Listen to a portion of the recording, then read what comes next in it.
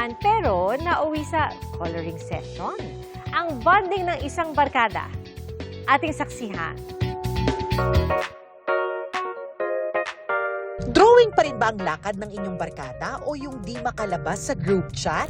Ang bonding ng magkakaibigang ito sa La Union, literal na nakulayan na. Nagkayayaan sa toma pero nagmukhang art class pa nga. Kwento ng uploader na si Kim Poy, katatapos lang ng event ng kanilang kumpanya kaya sila'y kumain at nag-relax muna. Pero napansin nila ang mga pangkulay sa kabilang table ng kainan. So we asked the owner, ayan yung mga books.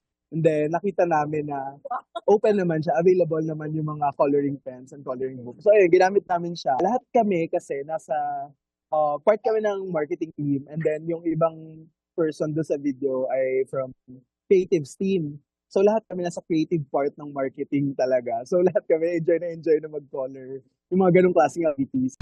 Di lang basta coloring inside the lines. Biro ng ilang netizen, tila poster making na ang labanan. Akala ko simpleng coloring lang siya, session lang siya. Until nakita ko, start na sila mag-gradient and mag-mix ng color. Nakita nga nila na parang tinatry ko yung best ko na gandahan ng color.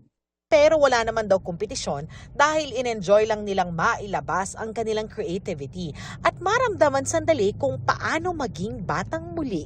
Ako feeling ko kasi like right now sa mundo natin, masyado nang mabilis yung mga bagay.